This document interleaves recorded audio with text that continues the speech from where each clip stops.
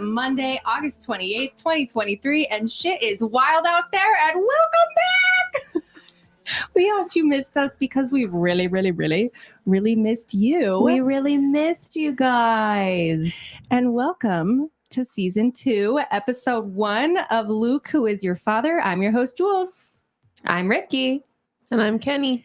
And this season, we have finally turned the mic over to you, the listeners, to tell us about your family scandals, trials, and triumphs. And it is not for the faint of heart. And a gentle reminder that the opinions and experiences expressed in this episode are those of our guests, who we were so lucky to have for the entirety of this season. You can see this episode and all of our episodes and bonus content by subscribing to Luke, Who Is Your Father on YouTube. Follow us on TikTok at Luke Who Is Your Father Pod, at Ricky Jump, and at Jules Who Is Your Father. And follow us on Instagram at Luke Who Is Your Father, and at Ricky Jump, and at Kenny K23. She got it. She did it. We so appreciate all of the support we have received and would love if you would take just a second to rate, review, and subscribe to this podcast and share with a friend, family, alien, family member again who you think would enjoy it. And we are loving all of the reviews we've received so far, good and not so good. It really means a lot to us and helps us out a lot when you take the time to actually write out your thoughts rather than just hitting those 5 stars. And we really have been taking in the feedback and making changes where we agree with you, and have really been trying to be open to that. So if you have time, let her rip. If you have a story of your own to share of the Who's Yo Daddy variety, you can submit on LukeWhoIsYourFather.com, where you can also read our bios, any mentions in the press, or on other podcasts, and see all of the platforms that we are streaming on. So if you are new here, Kendall, Ricky, and I are, or I should say Kenny, Ricky, and I are triplets who were separated at birth, reunited, and found our biological father through ancestry DNA. So if you missed that story, you can go back and listen to Season 1, and make sure to bring your tissues for that. That was quite the journey. And so glad it's over. Yeah, we are very thankful and grateful for that experience, but really looking forward to this season where we get to really just dive into your stories. So it's been quite the eventful break for us. And thank you all for being so patient, because I think we really needed it. And we actually had more going on than I think we anticipated. So let's kind of get into that. I'm going to save the best for last. So we'll start with you, Kendall. What have you had been going to Balagabon since the last season? Ask her again. Kendall, what have you had going on during the break? Let's see. Wow, when did we start the break? We started the break together at the end of May, I believe. Cool. I got to go volunteer at the US Open, which I'm sure none of you know what I'm talking about. It's a golf tournament, the US Open golf tournament. I would have a little more faith in that. I think there's a lot of US Opens though, right? Yeah, because there's definitely tennis. Yeah. And something, I don't know. It was golf. It was at the LA Country Club, and that was a really cool experience. If you guys don't know, I don't even know I said that. You definitely don't. Kendall's boyfriend, Lee, is like a pro level golfer, and they've both kind of fostered a passion for that together. They do know because we celebrated Lee's hole-in-one. Oh, that's right. That's right. Yeah. So that was really fun. And then had some kind of not great personal stuff happening in the meantime where I had to cancel some plans. But we did get to celebrate our birthday together for the first time in a little bit. So that was really exciting. The good I old think 32, 32. allegedly. But I'll kick it on over to Ricky. We're saving Ricky for last because she has the most exciting news to share. Right. And yeah, we definitely don't want to end on my note because I cannot think of anything that has been going on with me.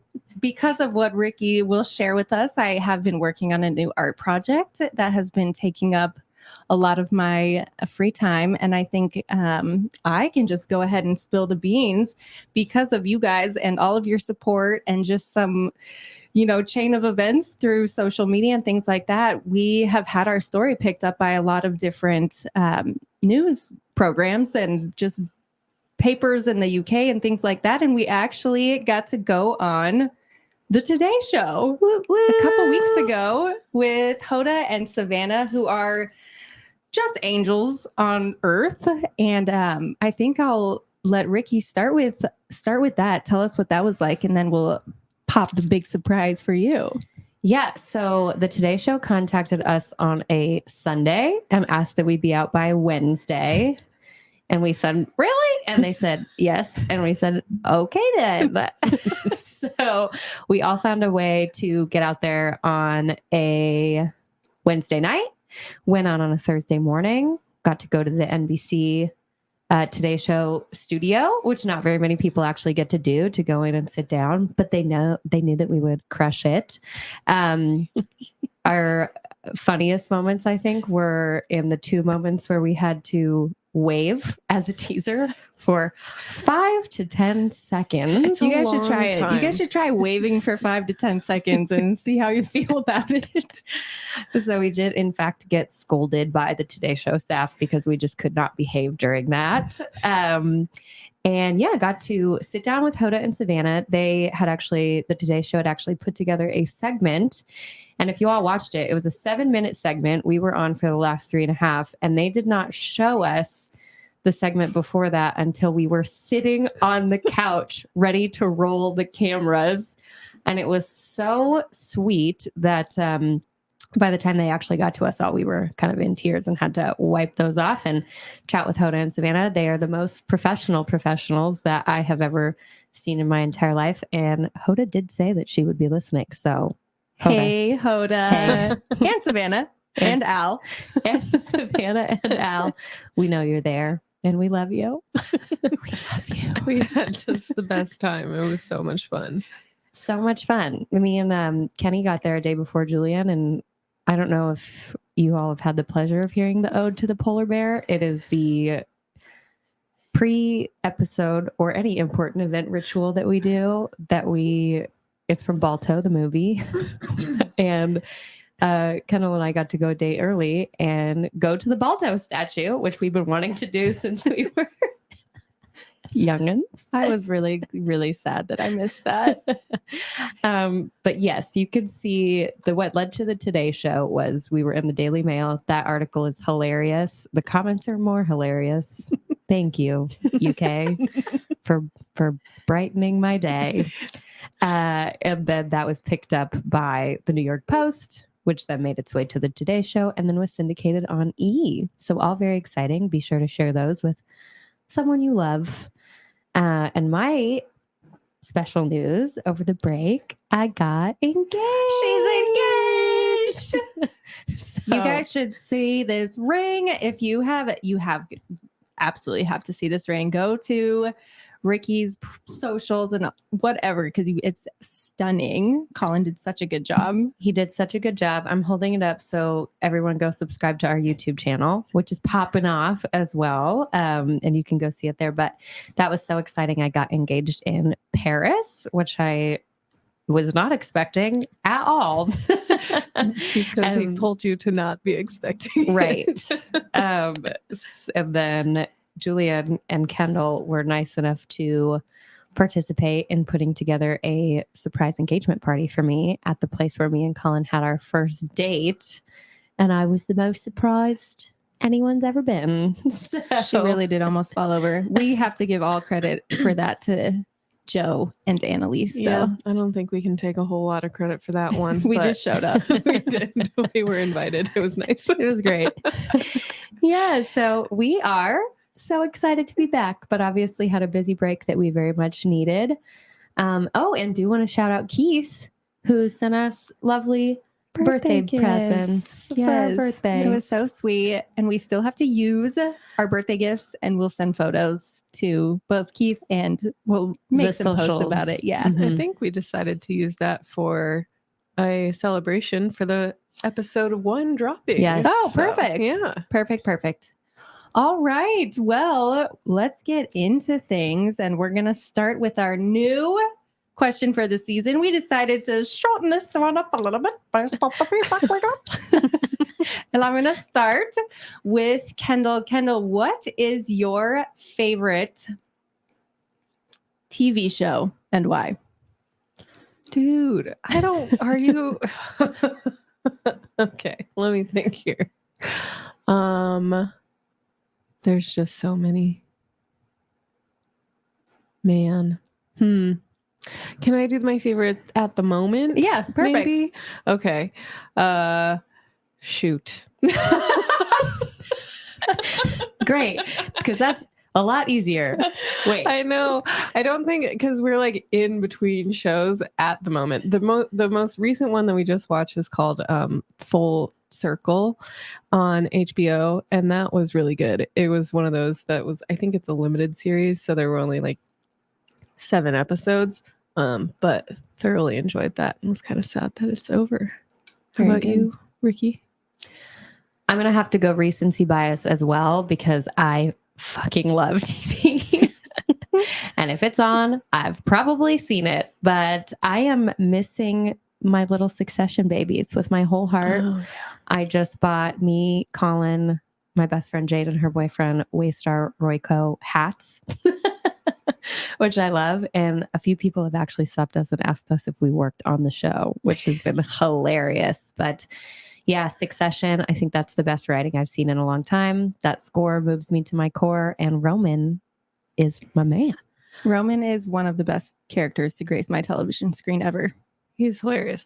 I do have actually, I was just talking with Lee about this.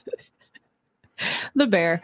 The Bear is like, it's a show that I can literally watch and then rewatch immediately after and be totally okay with it. And I am fully like confident in recommending it to other people. You know how some Right. shows you have where you're like, You have people that you will recommend it to and people that you won't. I tell everybody to watch that show. Everybody should watch that show. And Mr. Jeremy Allen White Is single. is single and has finally decided that he would, in fact, like to be famous. Yes. It is showing his face, and we His are all body. happy to see him. I think my favorite show, again, we'll go recency bias. I just finished Hijack on Apple TV. Idris Elba has always been a favorite of mine, and it's a very high suspense. Loved it. I am pretty easy to please, as we all know, when it comes to media that I view, and it had me on the edge of my seat. And it's cool because it goes over a 7-hour flight. And it's 7 episodes that are an hour long. So it's like in real time, which I really enjoyed. Crazy. It had me on the edge of my seat.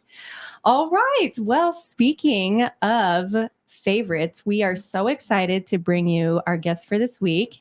His name, and we kind of teased him at the end of season 1. His name is Mark Craven.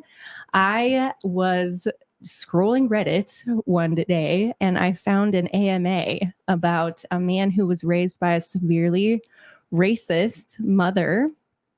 Have thought this one guy was his biological father his whole life, but had no contact with him. Found out when he was in his 20s that it was not his biological father, and that his biological father was indeed Black, as well as another funny twist that we will get to.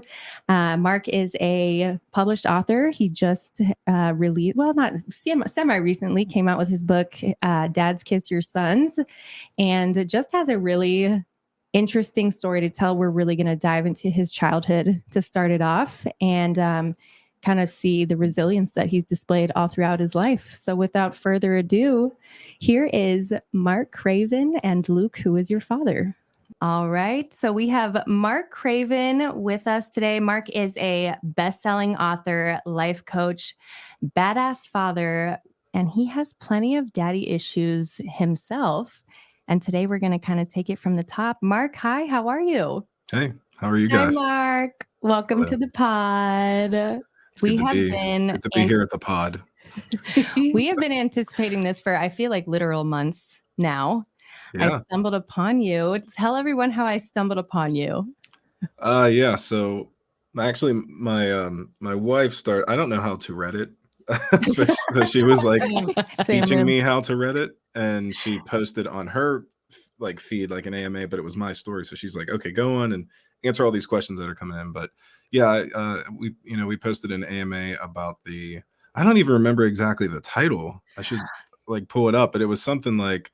I found out. I know about it I know it pretty much word for word. Yeah, because I don't remember it at all.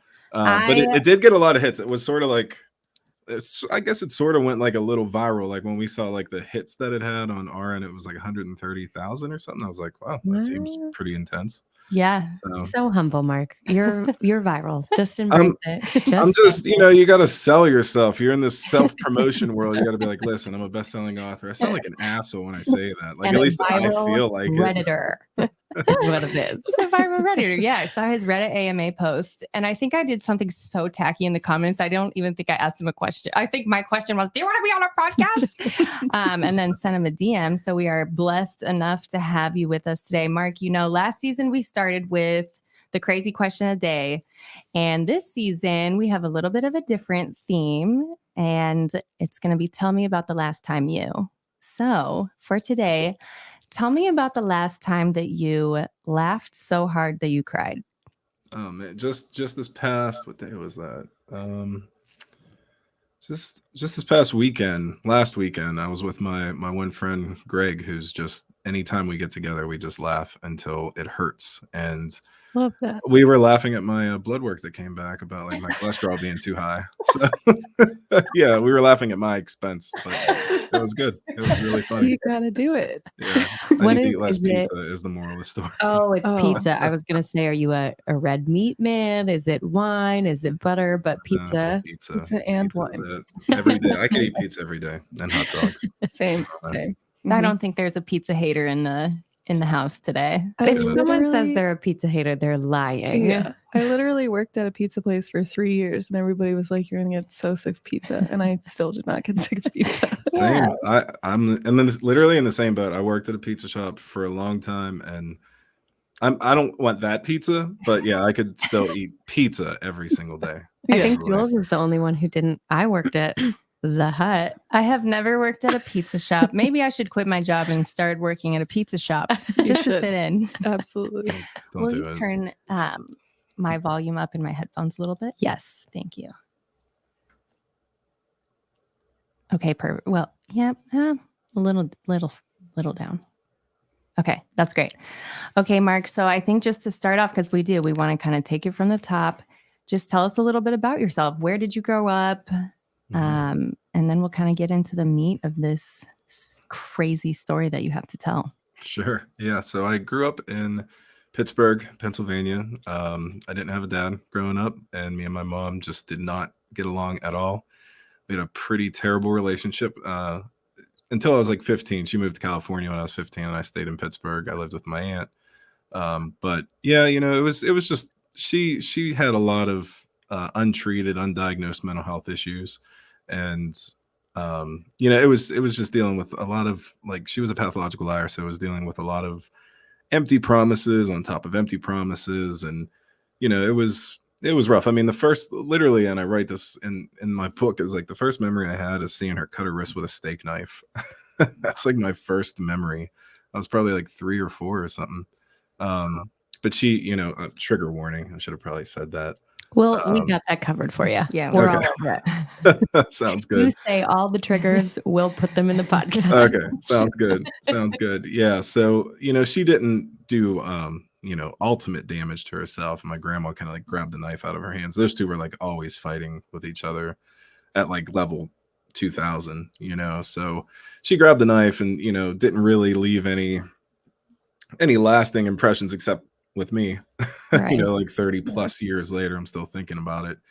But yeah, it was just really rough, and I remember in like 7th grade, I made a vow to myself never to get my hopes up because I was always let down. Because she just kind of always was like, okay, tomorrow we're going to go to Chuck E. Cheese, and we wouldn't go, or we're going to do this thing. So, to a little kid, like that's trivial now. But when it's your mom saying you're going to do these things and you don't do them, it really builds and just creates a lot of insecurity and trust issues that I've got to bring into my adult life. So that's been a lot of fun. Mark, I have a question. First, Yeah. obviously, very sorry to hear all of that. And so excited to be chatting with you in good spirits today. When you said you didn't have a dad, Yeah. what was that like? What was the explanation there? Was it that he left, or what was the narrative there? Yeah, so it was, when you're dealing with a pathological liar and somebody that's just basically totally irrational and illogical at every step, the story changed, and there wasn't really always a concrete story, but I was told my whole life that, a guy named Mark, who I was named after, and he's Italian, was my dad, but he didn't want to have anything to do with me. So he didn't want to be a dad, and he, just ran off. I mean, that was basically the story. Because I grew up and friends have dads, and where's my dad, and things like that. So it was never really, it was just not really talked about too much, with my mom. Like I said, she would say he just didn't want to have a kid, or something like that. And I know now that what she told my family was, you don't ever take him around them, or I'll rip him out of your lives, like you won't see him like Mark, me anymore, stuff like that. So she again, because based on the pathological lies thing, like some of the stuff that got back to me, one thing was she had told coworkers that her ex-husband died in a car accident. She was never married. Her ex-husband died in a car accident, and he was decapitated, and it was like very dramatic. Oh, God. I don't know why she had to throw that in, but and then she got stuck raising his biracial son. So if people would ask her, sorry, When did you hear that? when did I hear When that did you story? hear that rumor? Yeah. Probably in my early 20s. Okay. Yeah, that came about from a trusted resource, a family member. And yeah, she said, she got stuck raising his biracial son. And my mom was, she was pretty racist, actually. So for her to say that, anytime someone would ask her if I was mixed race when I was little, she would blow her fucking top. Like she would go ballistic. Like he's not black and all this stuff. So it's just weird. It's just a really strange person that I had to deal with. Yeah. I want to talk a little bit more about that, because I think that is what really, really caught my eye. And I'm not going to spoil anything right now, but I think that's what really caught my eye, is that you had said that you were raised by a severely racist mother. Mm-hmm. So I am just wondering the extent of that, or how egregious that was. How did you know that she was racist? What kind of behavior did she exhibit? Yeah, she wasn't taking me to like white supremacist meetings or anything like that, but she definitely freely used the N-word, and she just kind of established that Black people aren't good. That was basically it. And we lived in an area called Duquesne, which is like just outside of Pittsburgh. We were right there, but it was mostly a Black community, kind of the ghetto. But I would stay with my aunt, who, again, who I lived with when my mom moved to California. My aunt was just like the total opposite. Everybody was welcome. She was so funny, and everybody wanted to be around her. Her personality was just magnetic. People, again, just loved being around her, and everybody was welcome. So I remember her daughter, Vicky, who's essentially, she's my older cousin, but she's more mom to me now. Okay. You know what I mean? Her two best friends. One was a white guy that was gay, and the other was a white girl, a white female that was dating a Black woman. So like I know it was just like, there was never any, I don't know, there was just never any people were different. Yeah. I was with my aunt, so it was very contrasting. And I knew my mom sucked even at a young age. So I was like, well, she's probably wrong. That's You kind of know, what and I was that. gonna ask, because you started living with your aunt when you were 15, which I want to Mhm. get more into that, which we'll ask about in a second, or someone else can. Sure. But so up until that point, you had been raised by a woman who was overtly racist. And I Yeah. know this can be kind of hard to talk about, but did that affect you? Like, did you, because I mean, I don't think anyone would blame you for taking on the ideologies of a parent. How did you kind of see different races and different people up until you were 15? Or Yeah. because, like you said, well, yeah. It was something I thought more about, as we'll get to why I thought more about it in my adult life. But it really wasn't something that I thought too much about, probably because I just wasn't racist. But there did come a point in my That'll life do where it. I Yeah. did have to analyze that, and I Right. did have to sit back and, just see if there was any of that in me, because I mean, as I'm growing up, those are your foundational years. I had to see if any of that was mixed in with, my beliefs. And again, there wasn't any overt racism beliefs within me, but there was a belief that Black people are at least different than me. Right.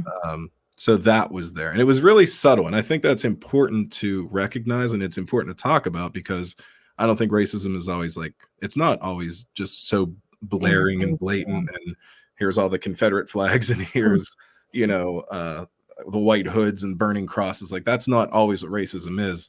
Racism is institutional. There's institutional racism. There's just inequities based on racism that you don't even see. It's not in your face. So to be able to sit down with myself and just be like, okay, I think there's a thought of seeing this group of people as at least different than me, which is a racial belief, a racist belief, I think. Yeah. So, Mark, from 0 to 15, you're being raised by your mother, who is not great, and who... Yeah, she sucked. Mark's mom sucks. I forgive her, but you can forgive somebody and think they're an asshole at the same time. Someone and think that they suck. 1,000%. I think it's almost easier to forgive someone who you just know sucks. You're like, well, yeah, it is easier, right? You're a terrible person. Not even Easy for me to- trying. Yeah. Right. Sorry, Ricky. I didn't mean to cut you off. No, you're fine. And it's kind of the crux of the story, but you are in fact biracial. You've already said that. You're growing up, and did you just think that you were white? And did you notice that maybe you were not? And did other people notice? How did that work? Yeah. Would you notice? I wouldn't. No. I don't know. I know it's so hard because we knew already. I read your Reddit post before I saw you. I don't think I would think you were white. Yeah, I mean, I get everything. People think I'm, Cuban, or I was going to say maybe Mexican. I get Mexican, I get Puerto Rican. Polynesian, whatever the rock is, Samoan. Pacific Islander, Samoan. Yeah, I get that a lot. So yeah, I mean, I was always told that I was Italian. It was never revealed to me that my, my ethnic background was Black. So and growing up, people would, friends and stuff, they're like, I mean, you look kind of Black, and I was like, yeah, I mean, I probably am. Who knows? I don't actually know my dad, so whatever. Again, it wasn't really something that I battled, again, because I just don't think I held these racist beliefs. So it was just, something I kind of joked about and accepted before it was even revealed to me. But yeah, I was definitely told, you're Italian, you're not Black, your dad's Sicilian. And my dad, Mark, who I thought was my real dad, he is our skin complexion's the same. He's usually darker than me. So it's based on just skin complexion. Yeah, I bought it. It looked like it was so, but I mean, the shoulders didn't match, and like it was the height didn't match, kind of thing. I bet Kendall's going to ask the same question I want to. Maybe. So I'm just trying to paint, or I'm piecing it together in my head. Okay, so you grew up with your mom. Did you have any siblings? No, not with my mom. Okay. And your grandma lived in the house with you guys too? For a time. for a Yeah, time. yeah, for a Okay. time, and then it was just me and my mom for a while. Yeah. Mhm. And then you said that like was your mom kind of like an outlier with the other people in your family? Like, was your grandma also kind of, you know, Yeah, or like how many siblings does your mom have? she didn't have any. Okay, so Yeah, so my mom was kind of carrying on that generational rhythm that I wanted to break with Kai. You Mhm. know, like her and her mom didn't get along. Me and my mom didn't get along. So when I had a kid, I was like, this dude's gonna be my best friend. And I Yeah. love him so much. You know, it's almost impossible for me to allow that generational curse to carry on because the love I have for that baby is so overwhelming. Sorry, that got me Yeah. on I a don't tangent blame a you. little bit. If you're on But YouTube, you can see it. You can see oh yeah, Mark's there he son is. behind him, and He's oh adorable. my good God Almighty, he's so freaking cute. Okay, go ahead. That dude's my best friend. For real. For real. He's the man. I love you, Kai. Gives me cute aggression. Yeah. I want to reach in there and Yeah. pop his head off. Just take Yes, a thank bite. you. Squeeze his eyeballs out. I don't ever want Ricky to meet Kai. I'm just kidding. I'm sure many people have said that about their sons. So yeah, my mom didn't have any siblings. She was close with her cousins because you know she had a bunch of first cousins, and all the stories that got back to me that you know go throughout the family now, they all corroborate. Is that the word? Yeah. Didn't feel right for some reason. All the stories line up. You know, just your mom was like this when she was a kid. She just really liked to lie a lot. She really liked to she, you know, just there was just something off a little bit. And that's just, you know, it's not people, they don't have anything to gain by telling me like your mom sucked. Right. Like these are people that love me and they would probably don't want to tell me that stuff, you Mhm. know, but yeah, just everybody. And again, she had a lot of first cousins and it was just the same story over and over. And her and my grandma didn't get along, you know. So when I came along, it was like my grandma found redemption in me, you know, because she treated me like gold. I mean, Mhm. she like adored me, and my you know my mom with Kai, like she's like a little obsessed with him, you know, and Yeah. because I still let her see him, and she gets pictures and sends him presents and all this stuff, but yeah, it's just like a weird, like I said, sort of a generational rhythm where it'd be like me being mean to Kai but loving his kids, you know. I was like, not going that route. So, do you think that when your mom, when you were born, that your family was worried that she was having a kid and wanted to kind of shelter around you and be there for you? Probably. I never thought about that. You know, I never really thought about it like that. Because yeah, my aunt, so it was my great aunt actually. So my grandmother's sister. All Oh, right. So my great aunt and my grandma, and then my great aunt. Aunt Doe is her name. So my Aunt Doe. Her name was Donna. I guess I couldn't say Donna when I was little, so I called her Aunt Doe. No. And that stuck forever. I love that. So Aunt Doe, her daughter Vicky, who's like 15 years older than me. Again, she's become more like mom. Kai calls her Nunny. You know what I mean? So they just were rallied around me, and you know, I was just raised in like with them. I mean, even with my mom, as far as like physical affection goes, like she did hug and kiss me a lot. But then she also verbally abused the shit out of me Yeah. at the same time. But you know, my aunt, my grandma, Vicky, they just all, I mean, just like relentless, like how I am with Kai, just like relentless kissing and relentless hugs. And, you know, I just knew I was so loved when I was with them all the time. That's amazing. And do you mind me asking if there are official diagnoses now? What does your mother suffer from? Honestly, there's not. So I don't know. You know, it's hard to say. It's always been very clear that there was something going on, whether it was, you know, and I'm not a, you know, psychiatrist, I'm not a psychologist. This is not me diagnosing, but just based on a lot of the sort of symptoms that you know, I'd seen and people reverberated to me throughout her life, it did seem like a lot of sort of bipolar disorder. Yeah. Seemed to be probably a pretty good guess. Um, but yeah, I mean, she's a nurse, so I don't know. Was there drug use involved? Yeah. Has there been drug use? Because I mean, she's always running from like job to job and quits jobs and starts new jobs and moves throughout states. Like she was in Texas, she was in California, she was in New Orleans, like just always kind of on the go, which is like, there's a few red flags right there. I'm not accusing or saying I don't know anything, but I'm just Julianne. Are you closer to Mark than we know? Oh my God, right? did I just strike a nerve? I've been a little bit of a nomad. Nothing wrong with that. I've been a little bit of a nomad myself, which I do. I think that it can toss up red flags, because why would you want to consistently pick up and move base? For me, a lot of times I was I needed to get the fuck out of there because of some mess that I had caused for myself, which is an interesting moment of self-reflection. Back to your shitty mom. So do you think when people looked at you as a child, the relationship you had with your mom, do you think they thought, oh, she's not a great mother, she's not a great person, or oh my gosh, she's sick?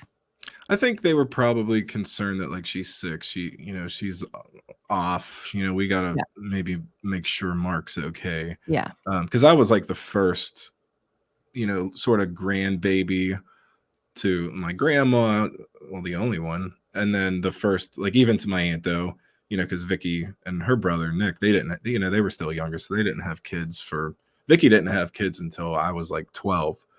So I was the baby, so I think they just really rallied around, and just naturally, because again, I was like the first grandchild, but probably also knowing what I was dealing with at home. Right. And then, as I got older, I would just always be like, they wouldn't give me money for birthdays anymore because my mom would just like take it, stuff like that. So they knew what I was dealing with, and I just tried to spend as much time with them as I could. And then once my mom was like, hey, I'm moving to California, you don't want to come? I was like, fuck no. Like, have a great time, like send me a postcard. I mean, I do remember like my heart breaking a little bit, because I was sad when she was gone, because I was like, man, I wish I could have had a better relationship with my mom, because it was kind of like I knew like, okay, our relationship's basically done, because you're leaving, and we weren't close when you lived here, so we're sure as shit not going to be close when you're out of state, especially 2,000 miles away. So that was the only thing. I was 15, and I just remember feeling kind of sad about the relationship maybe I could have had with my mom. But sometimes that's not possible when you're dealing with, mental health, severe, undiagnosed, untreated mental health issues. And we're getting up to the point, obviously, where she's moving, and I'm assuming that correlates with you being 15. But before we get there, I do want to, I've been talking about grandparents a lot lately, and I think it'll really ring true with a lot of interviews that we do from now on, and then just with our listeners. But it does seem, I was like, why are people so obsessed with being grandparents? And it does seem to be your next go. Everyone irrevocably, without intention, mostly fucks up their kids. And then they have a chance to reflect on that as the child turns into an adult. And then they have another go around with that grandbaby. Yeah, do it. What can I do over? What can I do better? That's true. Super interesting. Well, also for the most part, I think grandparents, they get to be the fun people. Like everybody loves the grandparent. Like they don't have to discipline at all. They don't have to do like any of this stuff. They can just be the fun. Like, I'm thinking that might not have been the case with you. Obviously you saw a lot of love from your grandmother and her sister, but when they have to step into more of a parent role, did you have more of a parent relationship where there was all the good, but they did have to step in, discipline, teach you your lessons? Not that often, and definitely not by the time I was, you were a saint, right? Like by the time I was like 15. What'd you say? Because you were a saint? I don't know. I think like my aunt, I think I was like a nightmare when I was little, like a toddler, I have heard some horror stories like, yeah, Mark, you're bad as hell. So whatever. But I don't remember too many situations like that. Like I was, by the time I, got to be like, young adolescent, I was like pretty chill and like kind of a laid back kid. I really didn't like get in much trouble at school, or I was just kind of low key, Yeah. So I think, and definitely, like I said, by the time I lived with my aunt, her and I were just like friends. Yeah. We were so close and we just laughed all the time and had such a good time. So, she gave me freedom, and I'd go out with friends and stuff, but I don't know. I never felt any like real restrictions. Like we'd have backyard wrestling matches and she would like host them. So she wasn't like giving me blunts or anything, but she gave me like freedom, Let's put a pin in that. That's bizarre. That is crazy. Oh yeah, the backyard wrestling matches. So tell us, and I know we're kind of going back and forth a little bit, but tell us about your child, outside of your home. How was your childhood, your adolescence, your relationships with other people, your peers? How did your everything at home kind of affect that? I had good friends. I'm still friends with Dan and Matt. We've been friends since kindergarten. So we've been friends for like 35 years. It's kind of crazy, like our whole lives. So yeah, that's one thing in my life I've always been thankful for, is I've always had really great friends and really great friends' families that have Only child. Mhm. Only child. yeah. So I always had really good relationships with people, and just the village. My village has always been really so important, because just so many people have come out of the woodwork to just help, support, love on me for no reason. Yeah. And I have like a whole chapter called The Village dedicated to that. We've talked about, because Kendall and I grew up together, Mhm. and Ricky grew up as an only child. Ricky has been better. She has a very large group of very, very close friends, whereas Kendall and I, we don't. I'm not gonna we have a few close friends, but it's not this village that she has. And we've always just kidding. Just recently, we realized that we think that might have happened. Kendall and I were so dependent on each other because we always had a little built-in best friend that we felt like maybe we didn't need to put as much effort into creating friendships outside of our home, because we always had someone right next to us. Do you think that might be? Do you relate to that at all? Oh yeah, 100%. It's not. I don't think it's something I've ever really given much thought to until right now. But yeah, absolutely, because, and I think especially so, when your direct home life, like with my mom, was just like so sort of. I'm not trying to sound like a, oh, woe is me, but it was just sad. It was just lonely. We just spent an entire season woe is meing ourselves. So please have at it.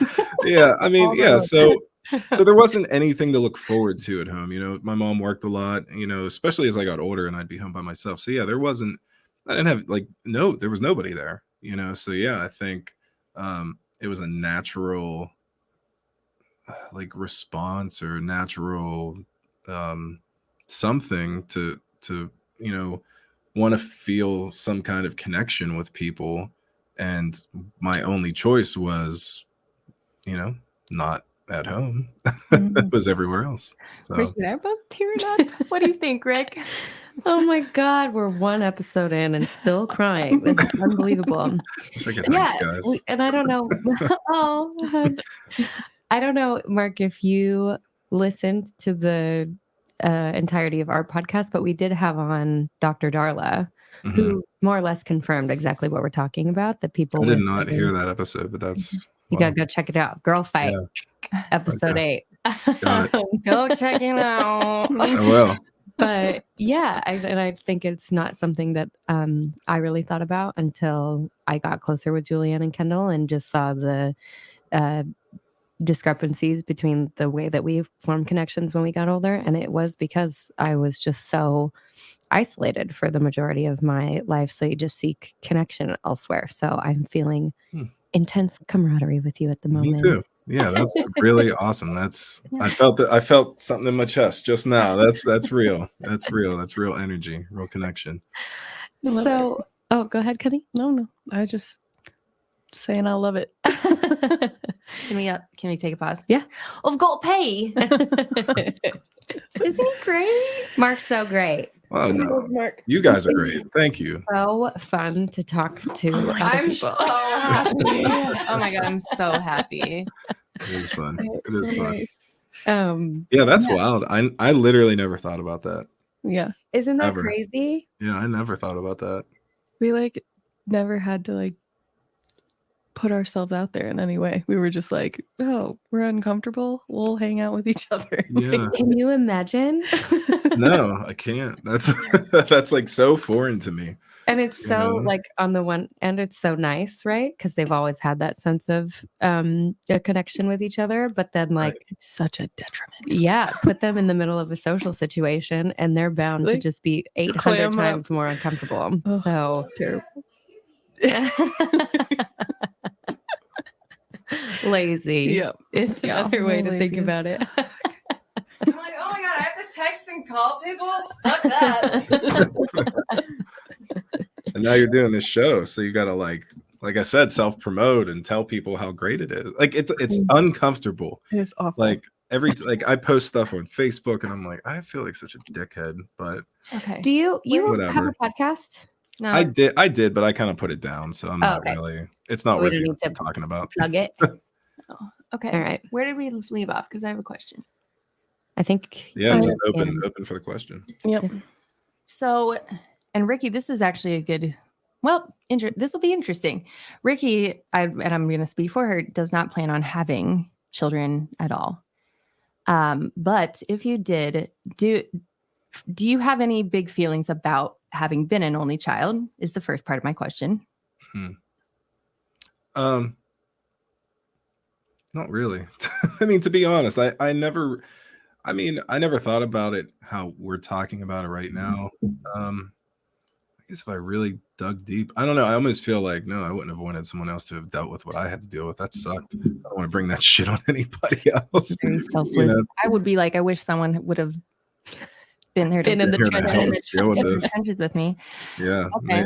Maybe that's something too, because we had that different upbringing where it's like you had that option. I didn't. Mhm. So it's almost like it's natural for me to think like, no, I don't want anyone else involved with this. Mhm. Yeah, I supernatural to be in the I don't when When it- something is going wrong or anything, Mhm. don't typically tend to seek anyone out. Mhm. See, and the thing is, neither do Kendall or I. We like had someone in the trenches with us and just didn't even use that resource, which is so interesting. Okay. We'll think about that some more. And then the second part of my question is we've talked a little bit about your son, Kai, who right now is an only child. Right. Do you? Well, he is and he isn't because he has he has an older sister and an older brother, my stepkids. So I do have two stepkids. Okay. Okay. But they're older. They do have this like beautiful connection. I mean, it's really crazy because they're 11 and 14. Ada is 11, Cole's 14. And I mean, they're just really great kids and they like adore this baby. I mean, they adore Kai so much and it's returned. I mean, he like lights up because it's like a 50-50 thing. They're with us 1 week, with their dad 1 week. But when he sees them, I mean, so it almost doesn't matter the age because they all just play together. They all love on each other so much. But yeah, I mean, I have given it thought, like, what if he had someone littler? And he has his first cousins who are actually closer to his age. But yeah, I don't know. I mean, I wouldn't be opposed to him having a little brother or little sister, but it's not likely in the cards. I think my point is mute. Mute isn't. I think my point is mute. I think my point is mute.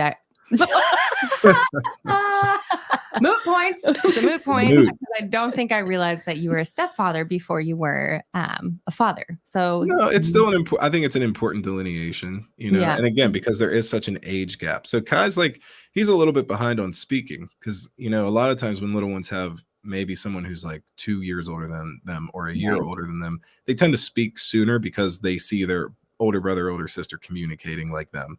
Right. So he's doing a lot better. He's like super active. So apparently they tell you like if they're really active, they tend to speak a little later. But he has like a speech therapist and he is doing really good now. But so yeah, I mean, there's like those different connections, and then and the fact that his siblings are at least what I say, she's 11. He's so like the closest is like 9 years. So it's almost like a decade gap still, even with his youngest sibling. So, that is something to think about. And there is a difference there, but I feel like so your point is not mute, whatever it is. Do they all live in the same house together? Yeah, half the time. Okay. Half the time. Okay. Mm-hmm. I feel like I'm wanting to ask more and more questions about you being a father, but I think we need to get away from that because that will come later. Later in the story. Make that adjustment in my brain. So Kendall, did you have a question? Well, I did. It kind of veers a little bit away. You said, so Mark, who's Mark? That's where I wanted to go. So your stepdad that you were named after, but apparently he didn't want to have you. No, his dad didn't want to have him. No, his mom told him that Mark, his stepdad. No, not stepdad. He thought that it was his father. Yeah. He grew up thinking Mark was his father. Oh, okay. But that Mark did not want him. Is that what I know. That's what my mom said. We'll just stop talking and tell us about this. Tell us about Mark. Okay. So I was told that Mark was my dad. He's Italian. And, my mom essentially said he didn't want to be a dad, so he was never around. And do you want me to tell you when I met him? Yeah. Are we there yet? Yeah. Well, how does it correlate from how old were you? I was 22 when I met him. Okay. So let's talk first about your mom moving out of the house and what happened when you were 15. Sure. So that's, so I moved in with my aunt. She was my great aunt. My Aunt Doe, the best person I've ever known. That's chapter 2 in the book. Just truly like, again, so funny. I mean, hosted backyard wrestling matches. All my friends loved her. My friends would go over the house and hang out if I wasn't there. Like she was that person, she was just really funny. And, she was like partying in the 60s. So like, she like smoked weed and, drank some beers here and there, but all the holidays were at her house. All the, holidays were just so magical. And, like anything you feel that was good from your childhood of holidays, that's what the recipe was. That's what I felt I feel when I think about, her. So I moved in with her and I was just so like ready and so relieved. And so, I put up my Korn, Korn poster, in the basement, and I got my music set up. I was a guitarist. So I was a musician. I was obsessed with music. That was my escape. That was my big escape when I was 13 is when I started playing guitar. My aunt actually helped me buy my first guitar. So that was, even just before I moved in with my aunt, I remember I would come home from school when I was, like 14, 13, and my mom wouldn't be home. Our phone would be shut off. Cable would be shut off. We wouldn't always have like a ton of food in the house. And I was just so depressed. Like that was when I first really met depression. And I would just sit in my room and literally like stare out the window for hours at times. Just stare. Did you identify it back then as depression? No, I had no idea what it was. Yeah. I just knew I, didn't want to be here. Yeah. I really didn't. It was so gray. I just think back and just, I can only remember gray skies and this dead feeling inside. And I would just play guitar, after I would stare out the window in this weird depressed state for X amount of time every day.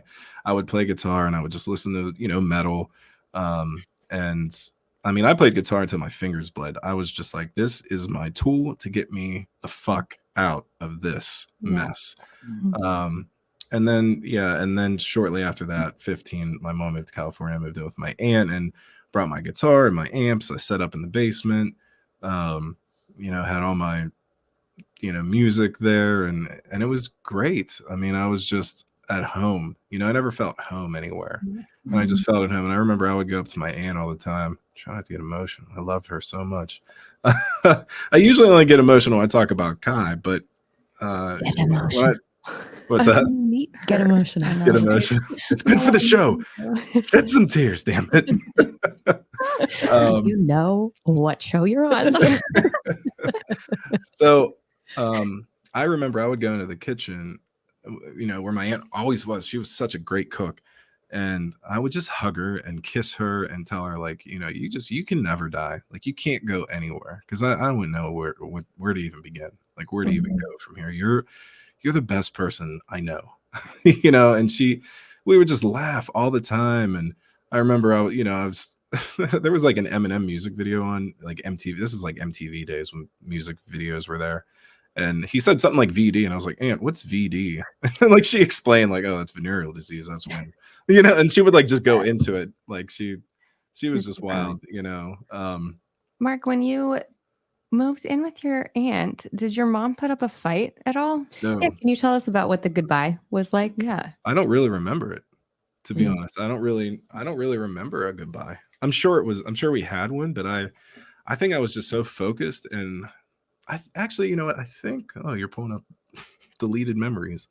They were in the trash bin. I didn't fully delete it though. Recover. Yeah, I just recovered something. Whoa, digging deep. I think I remember being at my aunt's house after I had everything moved in. Yeah, this is what happened. And wow. Oh man, you hit me with something there, Ricky. Wasn't ready to see that one today. But she was there and we hugged each other and she left. She was we just hugged and kissed each other, and we knew like this is the best thing. There was a time years later that she admitted that she like didn't like me for a long time, and I was like, I didn't like you either. But yeah, that was it. That was the goodbye. I had everything at my Aunt Do's house. We were outside. It was like a warm day, and I don't know. I don't know if she drove herself or someone drove her. I don't remember that part, but I do remember standing on the sidewalk, giving her a hug, and that was it. Do you remember how you felt, like in your chest? It was like that bittersweet. I think I was really excited to be at my aunt's. There definitely wasn't like brokenness or like, oh man. I'm wondering about relief. Mm-hmm. I think there was. Yeah, I think there was relief. And just like, oh, I'm free. I'm like having this internal battle between being a little bit appalled that you could so willingly leave your child behind, and also trying to reconcile that with that she probably knew that she was doing the right thing. And then for me, I'm sitting over here being like, God, I wish that could have happened earlier in your life. Yeah. So that you could have had more. Me too. More of that time. Mm-hmm. And especially because my aunt died when I was 18. Oh. I was just going to ask you if you've experienced any loss. Yeah. Okay. So that was a big one. Will you tell us about that a little bit? Of course. Yeah. I write out. I'm an open book. Yeah. Pun intended. So you move in with her when you're 15. And you create your little heavy metal haven. My little heavy metal haven. Corn posters. Corn. KORN posters up. 9 Inch Nails, I'm sure. 9 Inch Nails. The NIN. And so you're in high school. Yeah. And your aunt is raising you, but in a really nice, like collaborative friendship way. Yeah. And then, what happened? So yeah, I was there, and it was just some of the best like years of my life. Just being with my favorite person. My Aunt Do was my favorite person, and my grandma was always there too. And I'm so sorry, I don't want to interrupt. So was it just you and her? She has a husband, kids? No, she didn't have a husband. She was separated from so Vicky and Nick. All right, so those are her two kids. Vicky is Kai's nanny. She's like mom to me. Yes. And Nick, I mean, me and him we're close to. He lived there too. So okay. It was me, Aunt Do, and my cousin Nick. Excuse me. Sorry, coffee. And she's the one who got me into coffee. I was like 4. I used to eat, like, they would put bread in coffee and it was all just cream and sugar. But I've been drinking coffee since I was a little kid. Yeah. And Kai loves black coffee. At like 1, he was like, oh, give me. He didn't make that sound or say that. Okay. Sorry. So you, your aunt and Nick. Yeah, it was them. And let me just tell like a story really fast. Please, We please. Every time I think of this, it's so hard not to laugh. And if you ever listen to this, you think you're an asshole. But we were like putting up like a Christmas tree, you know, it's obviously a Christmas. And so we're in the living room. It was just me and my aunt and my cousin Nick. And he put a chair like right, you know, under it's like a doorway, but there wasn't a door, you know, to go into the living room. So we're into the dining room. So we're in the living room. There's this little doorway thing that goes into the dining room, but it comes down, you know, so it doesn't just go up to the ceiling. There's like a little lip, or I don't know what it's called. I don't understand construction terms. So he puts a chair like right below it, and he stands up at like full force to like put something on the I already knew where that was going. Oh my God. I mean, he hit his head so hard, like stuff on the wall shook off and fell.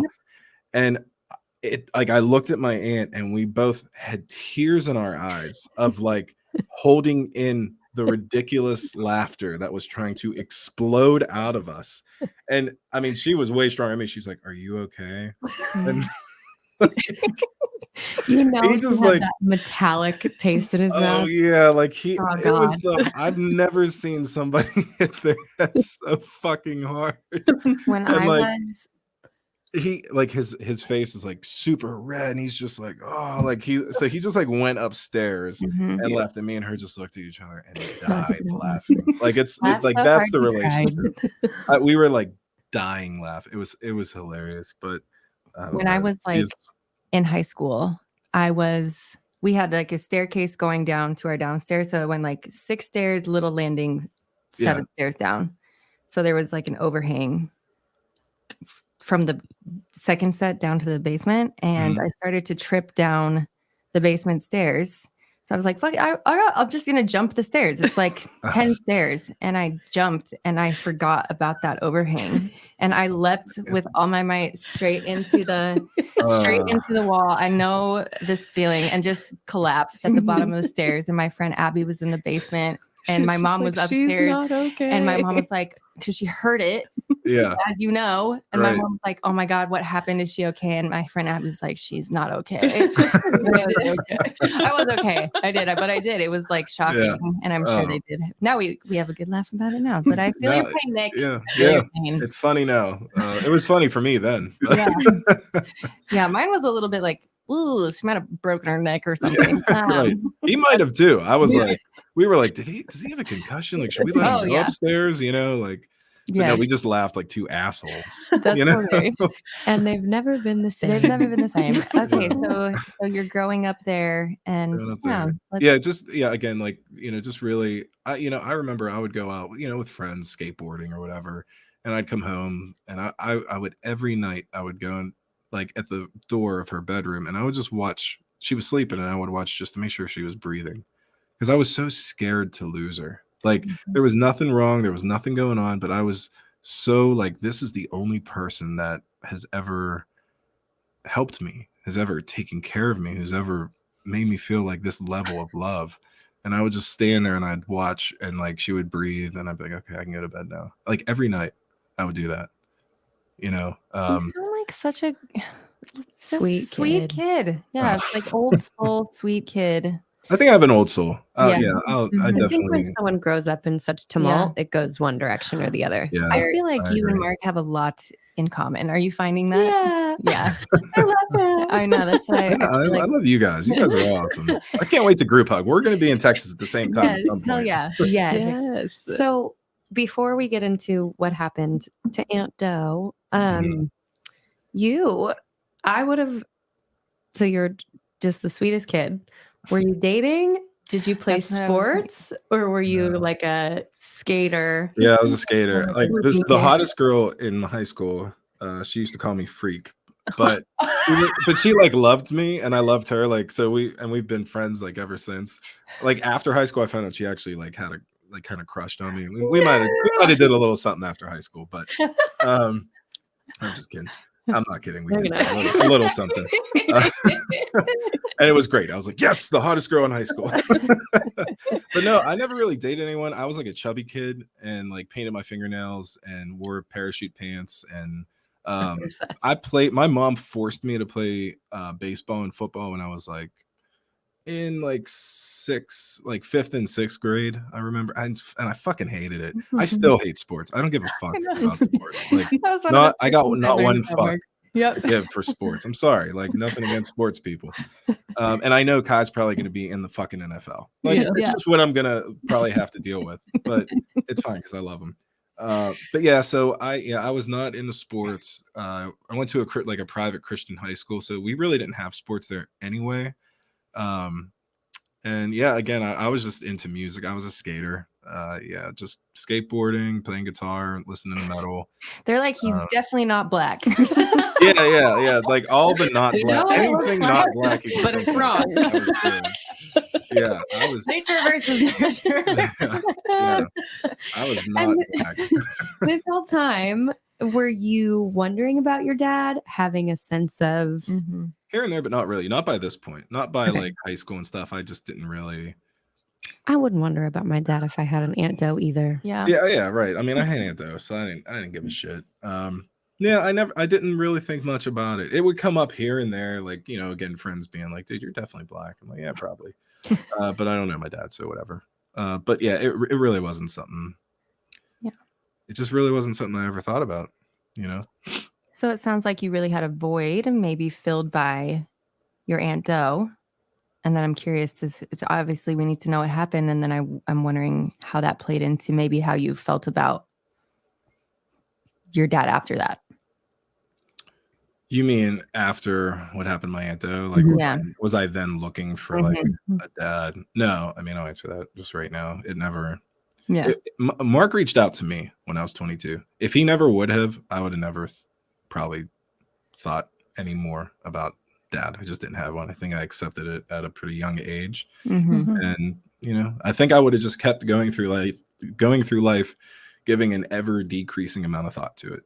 To be completely honest. And it wasn't because I was bitter. I was never that person that was like, I'll fuck my dad up if I ever meet him. Like, that was not me. I never had this like chip on my shoulder. I knew who my mom was. That's what I was going to say. I'm thinking you had to maybe sympathize with this person that you did not even know. Oh, yeah. I mean, so yeah, I never had any anger. Like, I don't blame anger. Yeah, like, I don't blame you. I'd have been fucking out of here too. Yeah, that's so interesting because a lot of kids, I think, would have taken that. Like children of divorce, apparently, when their parents get divorced when they're young, harbor like it was my fault. I could have been a better kid. And with you're so strong, and you were then, to not have taken what your mom was telling you and internalized it. Like, why would anyone want to leave me? I must be the problem. Yeah, I don't think I really ever. Maybe I did. Maybe there's some like, quit pulling stuff out of me, Ricky. God damn it. I don't know. I never thought about that. Well, because we know that you heard that he just didn't want anything to do with you, but did you have any other information about him as a person? So my family, as I got older, they would tell me like they would kind of play into the similar thing. Like, they just brushed it off. They didn't really get too detail oriented. They were like, oh, I don't know. He just like, he didn't want to change diapers, and I don't know. He just wasn't ready to be a dad. So they didn't talk about him like he was like this terrible, this horrible person or anything, so none of that stuff was really like given to me. And even my mom never really was like, yeah, your dad's a piece of shit and he left and blah blah blah. And I think it's because as the story will unfold, she knew what she knew. So that's probably why she never was like that. So yeah, I don't think I really ever felt like it was me. Yeah. I don't think I took that on. It sounds like you were maybe just like, well, some people don't have dads, and I'm one of them. So I think that's more what it was. I was just like, all right, I don't have a dad. I'm brought by the fucking stork, I guess. Yeah. Okay. So to bring it home, tell us about what happened to your Aunt Doe. And yeah, so again, I would go in there. I would go to her door every night, just watching, just to make sure she was okay. And then, of course, like, my worst fear breathed to life.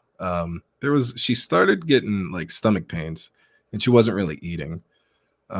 She was like, oh, I just can't really eat. I'm just not hungry. And I would always eat these like chicken patties. Like I'd throw them in the microwave. They were delicious. I kind of miss them. I'd love a chicken patty right now. um, sorry, we're like past lunch. We can talk about TV dinners all day Oh long. yeah. So, and I remember her being like, "Mark, can you go make me one of those chicken patties you always make?" And I like made her. I like toasted the bread. And I was like trying to make it fancy for her, you know, and toasted the bread and gave her, you know, I made her a chicken patty, and she ate it and stuff, and from there it just deteriorated. It just got worse. It turned out that it was cancer that metastasized. She finally went to the doctor, and because she just wasn't eating, her belly was always hurting, so she went. And again, yeah, it was cancer. It metastasized, went through her whole body, and there was nothing they could do. It was in her lungs, it was in her bones, it was all through her stomach, everywhere. It was everywhere. I don't know if you, again, I don't know if you've gotten through to this part, but that's how all of us have lost our fathers, or that's how we both lost our dads. It was metastatic cancer. Yeah. So I'm so sorry. How long between when she was? Not long at all. I remember I was 18, and right when she started getting sick, like this was the person my aunt though was.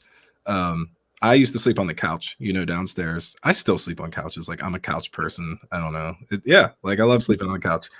And like when I got like a really bad case of tonsillitis, I ended up having to get my tonsils out in my early 20s, but I got really bad tonsillitis, and she like made me sleep in her bed while she slept on the couch while metastatic cancer was taking her body over, you know, and like she was just like bringing me, you know, toast and bringing me stuff, and she just nursed me back to life, you know, because I was sick as shit. I was so sick.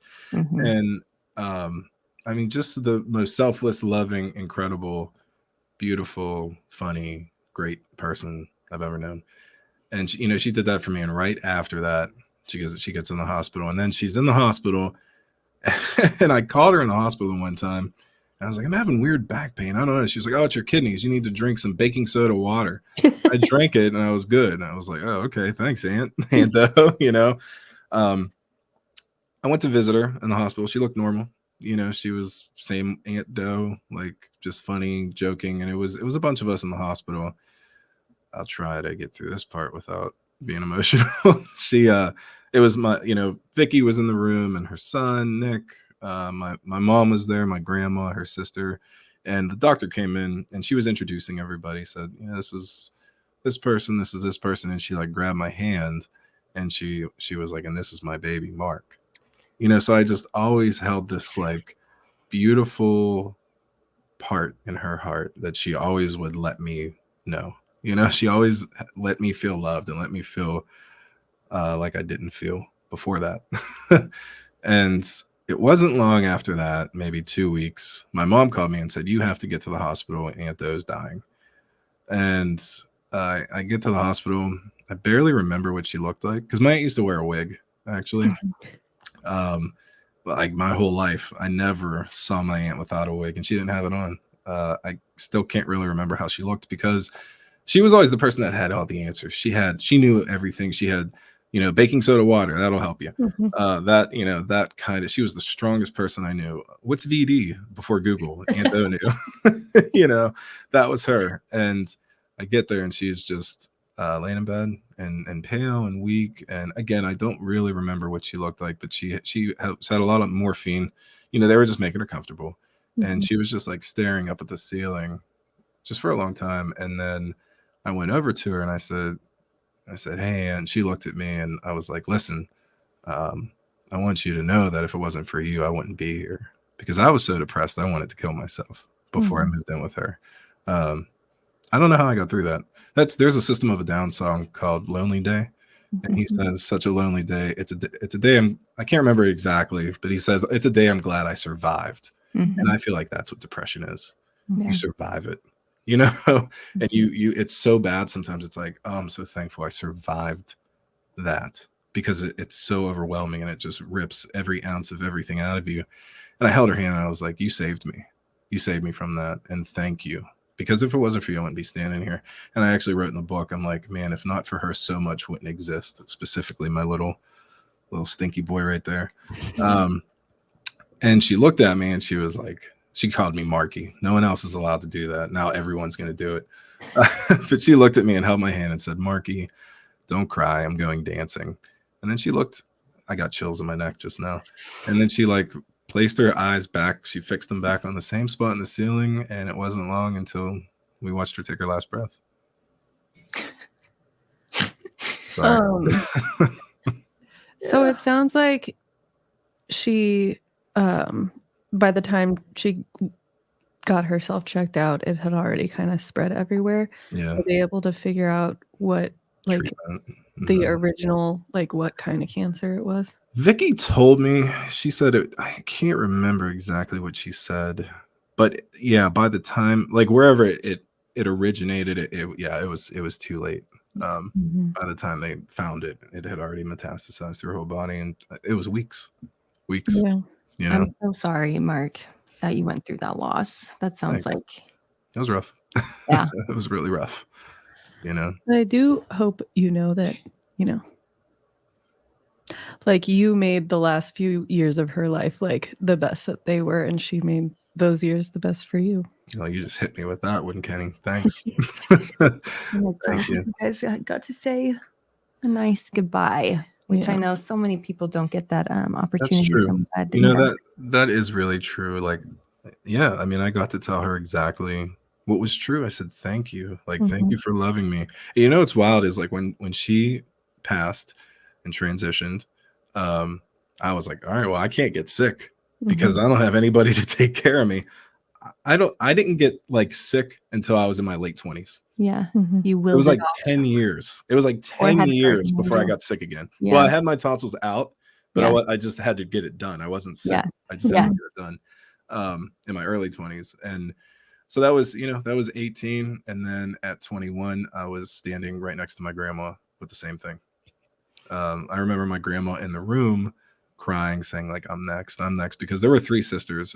Their oldest sister, my Aunt Evelyn, passed away when I was maybe 13 or 14, somewhere in there. And then my Aunt Do. And I remember my grandma just being in the room, like crying, like saying, I'm next. And at 21, I was next to my grandma's bed, and she passed away too. So the other best person I've ever known. Yeah. Jeez, you have such a I think it's very rare to see to hear you talk about the kind of relationship that you had with these 3 women. Yeah. And I think that, and we'll talk about this in a later episode, but obviously has really shaped the man that you are today, and the way that you treat people, and the way that you're raising your son. Thanks. 100%. I agree. Thank you. So you're in your early 20s. And that's, I think, where we'll leave it here. We're gonna. No? Okay. No. I mean, this episode. No. I don't think so. We want our mic drop moment here. Oh, okay. Yeah. Do we have time? Yeah. We can cut 10 minutes out of this. Cool. For sure. Okay. Yeah. So your grandma Evelyn dies. No, my Aunt Ev, she was the oldest sister. She died, then my Aunt Do died, and then my grandma died. And that's when you're 21. I was 21 when my grandma died. Yeah, I was 18 when my Aunt Do died. Yeah.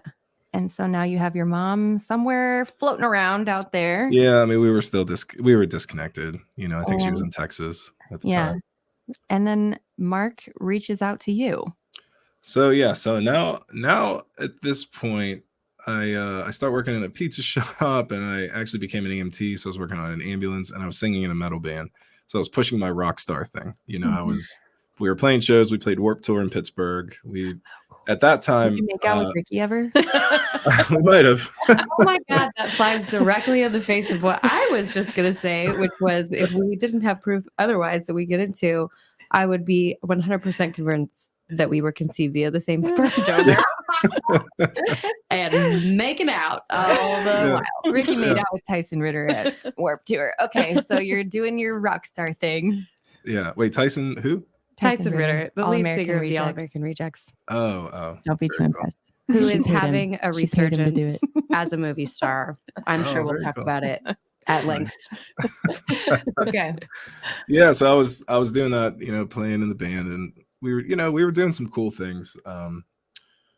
But I was like really miserable in the jobs I was working, and I was like, I need to go back. It's so funny how like the universe, God works is, I was like, I'm just done with these jobs. I need to go back to school. And like I made it up in my mind. I was like, I'm going back to school. And out of nowhere, I got a message on MySpace. So this is 2008. I got a message on MySpace, and it was like, hey, you don't know me, but I have information on your dad's side of the family if you're interested. It was actually Mark, but sort of reaching out as though it weren't him. And again, I never had this like weird chip on my shoulder. So I was just like, yeah, okay, what's up? Like just very open, and got some information, and I went over to his huge mansion, like castle-like house, and had Chinese and met my dad and my aunt, uncle, stepmom, little brother, cousins, all these people.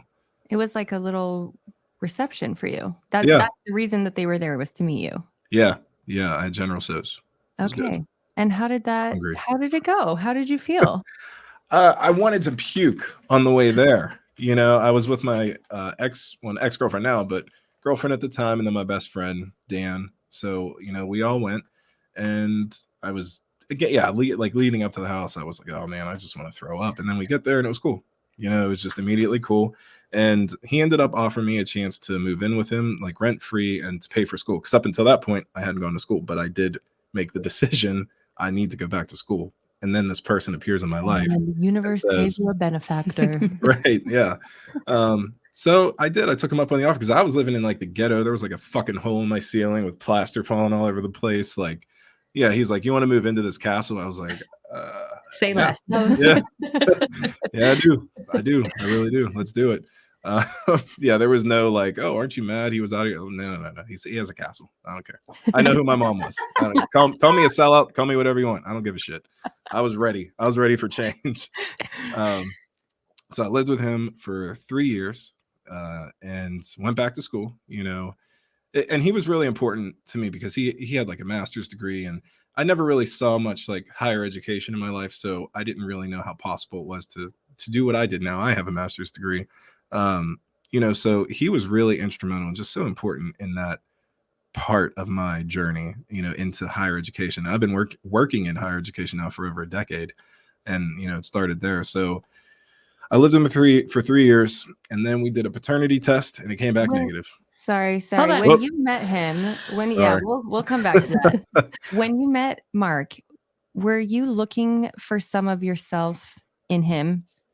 Yeah. I was like, okay, like we're both tan. Yeah. And did you have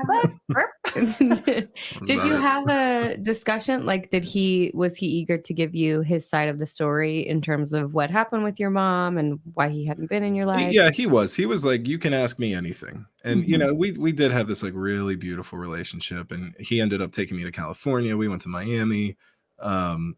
He just wanted to, he was like, I've always told everybody about you. Like every girlfriend I ever had, I've always, you're my son, and you can ask me anything. So we just had a really great relationship. And so, with his sister, my aunt, he has a brother that I met also. At that time, him and his wife won the lottery. Like, so they won like $13 million. I was like, oh, that's cool. Like, nice. Good for you. But yeah, it was a really great relationship. And again, just this really nice house and just really open. But yeah, I was looking for some of me in him, Did you feel like you saw it? Did you feel like, okay, he's tan, but did you feel like you saw, we're looking for similarities and saw any, and we're like, oh yeah, that makes sense. He's like, we brush our teeth the same I think way. maybe here and there, but I can't really remember. I don't know, because like when you go into it and you have this belief that like, oh, this is the person that's my dad's, that stuff kind of comes natural, that you're just like, oh yeah, I guess I do. Very just like things. Roll with the punches. Yep, very much like Kenny, where instead of searching for that stuff, you were just kind of taking things as they came. Might we say cool as a cucumber. So, and I want to tell both sides of this story, and we'll tell the rest, the other side later. But he wanted to put you on his health insurance. Mm-hmm. Yeah. So, I was 25 at the time. So in PA, you could, or I guess anywhere. That was an Obama thing. Obama was interesting. Obama. Thanks, Obama. We love you. Yeah, you. 20. So I could be on his health insurance for, one more year. So we did a paternity test. We had different last names, and for his company, we needed to do that. So we did a paternity test, and it came back negative. Found out he wasn't my real dad. And were you just like, how did that feel? You probably didn't care. You were like, well, I live in a castle and I didn't think I had a dad to begin with. And we're back to square one here. Back to fucking square one. Where's that, the ceiling falling down? Yeah. Back to the ghetto. See you guys. Thanks. It was fun. Good to see how the other side lived for a minute. How did you feel and how did he react? So he went to his knees and like just cried. It really hit him hard. And for me, I just knew my mom so well. It wasn't a surprise. That sure, it was a bit jarring, but it wasn't, I don't know. It just didn't hit me that hard. I was just like, oh, well, to me, nothing changes. Like, you're still my dad. Like, it's just blood. Yeah. Like that's just kind of how I exactly. saw it. I wasn't, I don't know. It just didn't really hit me too hard. Did he like return that sentiment? Was he like, or was it like, we're done? He did return it, but his wife at the time, they're not married anymore, did not. So she kind of thought that I knew, and I was like taking advantage of the situation. But I was like, well, why would I take a paternity test? Yeah, like did I? Maybe you thought I just I don't started need feeling health guilty or insurance. something. Yeah, one more year of insurance lists. We'll take it. Yeah. Yeah, like so. I don't. That's where at the time, like that's where my thinking was. So I ended up moving out, but still finishing school. And I was still. I was like, all right, well, I'm not giving up.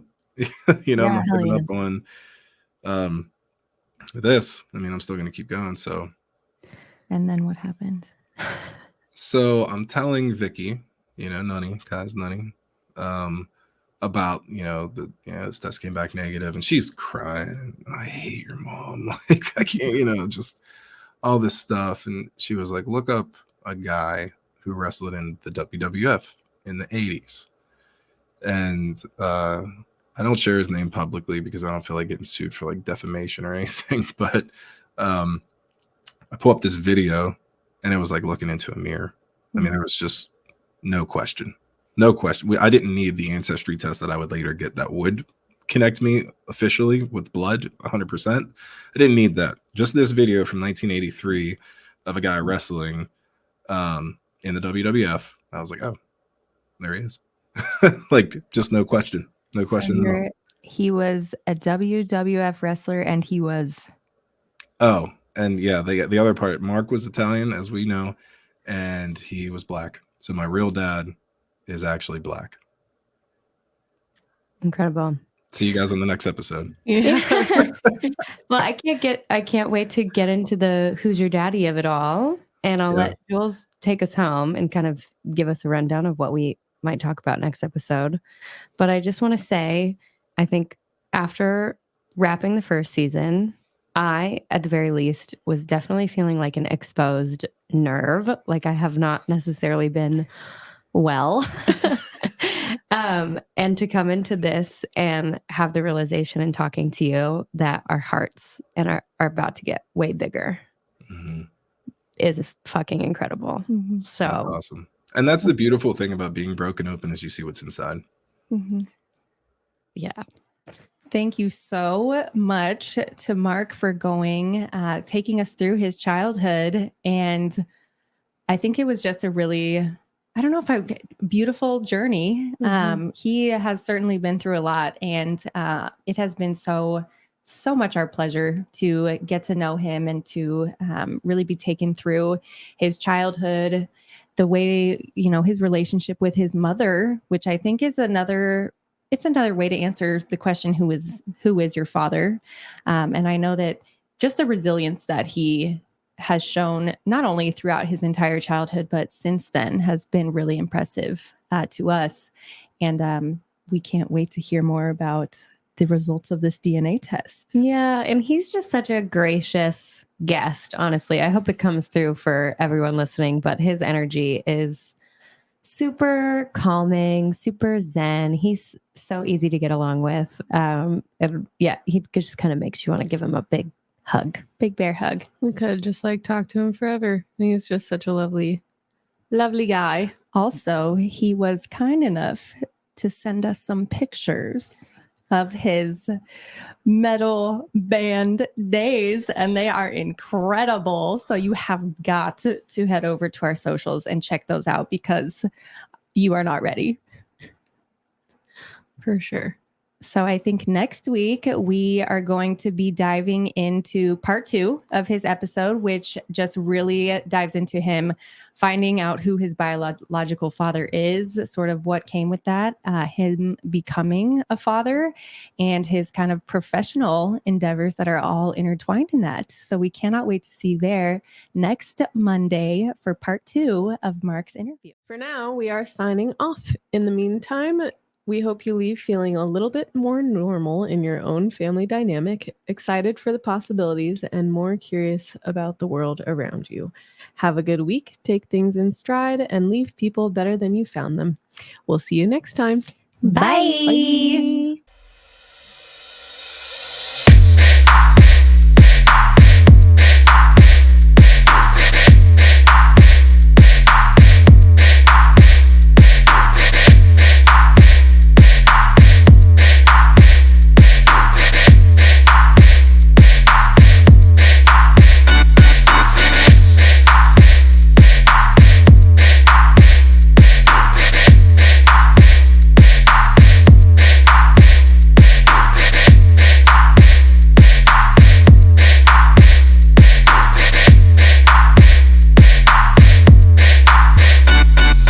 Oh, hi, Mark.